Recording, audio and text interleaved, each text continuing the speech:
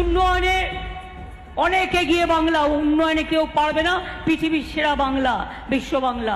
আমার রামায়ণ, মহাভারত, কোরআন, বাইবেল শেষ হয়ে যাবে, তা আমার কাহিনী পুরোবে না। যে অবাঞ্ছিত মন্তব্য করেছে বাইবেল, গীতা, কোরআন শরীফ সম্পর্কে যেভাবে মন্তব্য করেছে মমতা ব্যানার্জি, মন্তব্যকে ধিক্কার নিন্দা জানাচ্ছি। আমি ধর্মপ্রাণ মানুষের কাছে আহ্বান করব, এই মমতা ব্যানার্জিকে বয়কট করুন। যদি আমরা এই মমতা ব্যানার্জিকে বয়কট না করি, ইতিপূর্বে সারদা মায়ের সাথে তার দলের নেতাদেরকে নিয়ে তার তুলনা তো করে দিয়েছিল, মমতার উম্মত বলে বানিয়ে দিয়েছিল, আল্লাহর সাথে তুলনা করে দিয়েছিল। এখনো যদি এদেরকে বয়কট না করি, আমরা ভোটের মাধ্যমে এদেরকে প্রতিহত না করি, আগামী দিন হয়তো মন্দির মসজিদে ছবি টাঙিয়ে দিয়ে বলবে এর পুজো করে, এর নামাজ পড়। তা আমি ধিক্কার নিন্দা জানাচ্ছি মমতা ব্যানার্জিকে। অবিলম্বে তার বক্তব্যের জন্য তাকে ক্ষমা চাইতে হবে, কারণ বাইবেল, গীতা, কোরআন শরীফ বিভিন্ন ধর্মের মানুষের কাছে তাদের আবেগ, আস্থা, ভালোবাসা, উদ্বেগ অন্য কাউকে তারা মানতে পারে না। যেভাবে ওই আক্রমণ করেছে, ধর্মকে অবমাননা করেছে। যদি মমতা ব্যানার্জি পঞ্চায়েতের সদস্যদের যে কাজ দেওয়া দরকার সত্যিকারের অর্থে সেই কাজ আমাদেরকে দিচ্ছে না। কিন্তু আমাদের লড়াইটা তো আর একদিনের নয়। সে ভাই আমার হয়তো লোড নিতে পারেনি, আর হয়তো তাকে ভয় দেখিয়েছে, মিথ্যা কেসে অনেক ভয় দেখায়, সেই জন্য হয়তো চলে গিয়েছে। তবে একটা কথা, আমি কেউ কোথায় যাবে কাউকে তো আটকে রাখতে পারি না। তবে এটাই আমার তার কাছে অনুরোধ, আপনার সদস্যপদটা আপনি আইএসএফের থেকে হয়ে লড়াই করে পেয়েছিলেন, আপনি যে সম্মান পেয়েছেন সদস্য হিসাবে, তাকে যে মনোনীত হয়েছেন মানুষের ম্যান্ডেট নিয়ে, সেই মানুষের ম্যান্ডেটকে সম্মান জানিয়ে আপনি আপনার পদত্যাগ করে নতুন করে তৃণমূল কংগ্রেসের হয়ে লড়াই করুন। মানুষ যদি আপনাকে চায়, আপনি আবার অঞ্চলের মধ্যে যাবেন। তবে একটা কথা, এক মাঘে শীত যায় না। আজকে আমাদের দুরবস্থা, আজকে আমাদের যারা ভালোবাসার মানুষেরা আমাদের পাশে দাঁড়িয়েছে, নিশ্চিতভাবে আমাদের ভরসা আগামীকাল আমাদের জন্য একটা সুষ্ঠু সমাজ ব্যবস্থা আসছে। সেই দিনে আমরা যারা অন্যায় করছে, আজকের দিনে দাঁড়িয়ে আইনের অপব্যবহার করছে, তাদের বিরুদ্ধে আইনত ব্যবস্থা নেওয়ার জন্য মানসিক প্রস্তুতি আমরা এখন নিয়ে রেখেছি।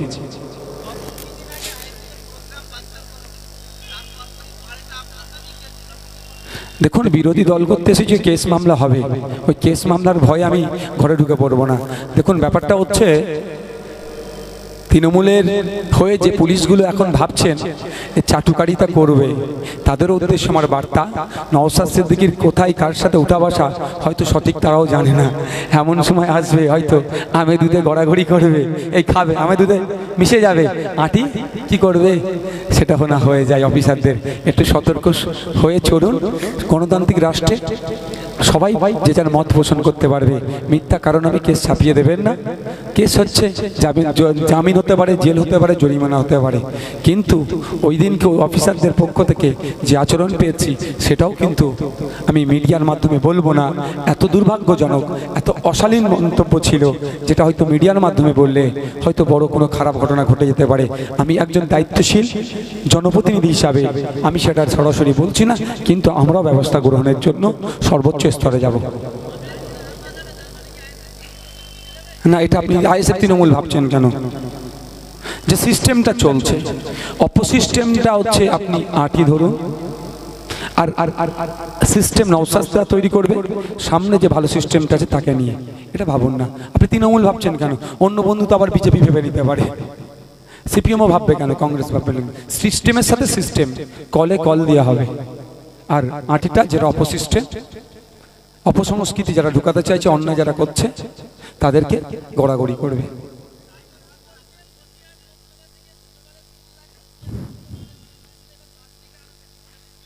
মানসিক শান্তি তারা বলে নিচ্ছে, কিছু কর্মীকে উজ্জীবিত করার চেষ্টা করছে।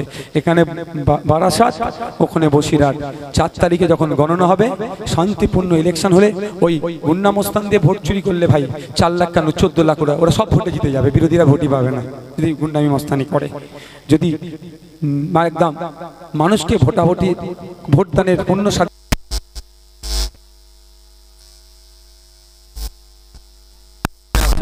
এখানে আছে, এখানে আছে বারাসাত, ওখানে আছে বসিরহাট। এই তখন দেখবেন আপনারা যে ইন্ডিয়ান সেকুলার ফ্রন্ট যেগুলো সিটে এগিয়ে আছে, সেই সিটের লিস্টে এই দুটো টপ লিস্টেও আছে। বুঝতে পেরেছেন? ঠিক আছে, ভালো জিনিস। রাতের অন্ধকারে পতাকাগুলো ছেড়ে দিচ্ছে কেন, ব্যানারগুলো ছেড়ে দিচ্ছে না কেন? এমনি আমাদের টাকা পয়সা কম, ব্যানার কম ছাপিয়েছি আমরা, সেই 2-4টে যাচ্ছি ব্যানার ছাপিয়েছে সেটাও ছিঁড়ে ফেলে দিচ্ছে।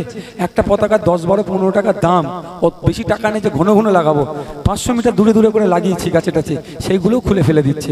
আইএসএফ না থাকলে ওই ব্যানারগুলো কেউ খুলে, পতাকাগুলো খুলে ফেলে দেয়?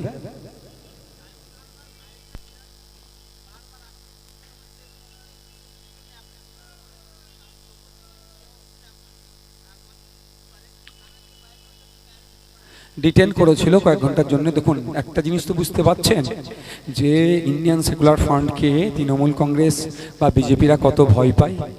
আমাদের মজনু লস্করকে ওরা সামলাতে পারছে না, ওরা আবার বড় বড় কথা বলে। আমাদের মজনু লস্কর আগামী দিনে পার্লামেন্টে যাচ্ছে, ডায়মন্ড হারবারের মানুষের হয়ে পার্লামেন্টে কথা বলবে, এটা বুঝতে পেরেছে।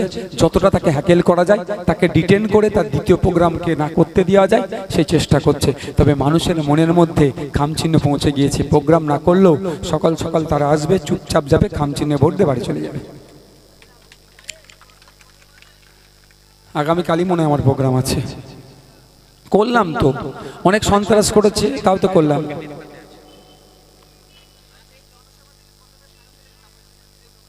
আমি ওটা নতুন করে বলবো না, আপনারা ভিডিও করেছেন। মাঠের কানাই কানাই পূর্ণ লোক ছিল। তবে একটা কথা বলবো, এখানে কানাই কানাই পূর্ণ লোক ছিল বলে আমি অতি উৎসাহিত এটাও নয়, আর এখানে 20টা লোক থাকলে আমি দুর্বল হতাম না। আমি এইটুকুই জানি মানুষের মনে খামচিহ্ন পৌঁছে গিয়েছে, যে কানি আমার খামচিহ্ন আছে, সে কানি আইসে ভোট পাবে।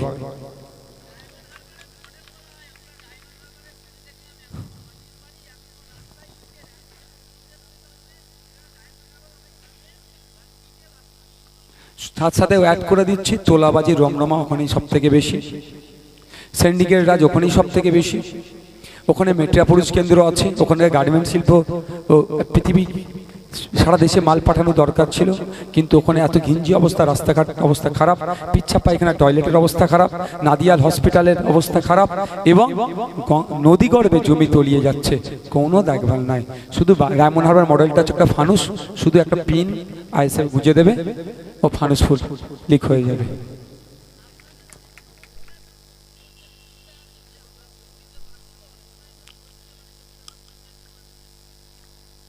ওটা ইসিআইয়ের কাজ। আশা করছি ইসিআই প্রত্যেকটা, শুধু আমাদের কর্মী সমর্থক বলে নয়, যারা যাকে ভালো লাগবে গণতান্ত্রিক ডেমোক্রেসি প্র্যাকটিস করবে, ফুল এনজয় যাতে করতে পারে তার ব্যবস্থা করা, ইনশিওর করার দায়িত্ব হচ্ছে ইসিআইয়ের। আমি আশা করব ইসিআই এটাকে অ্যাকশন নেবে, যাতে শান্তিপূর্ণভাবে ভোট হয়, মানুষ তার ভোটে দিতে পারে। Thank you.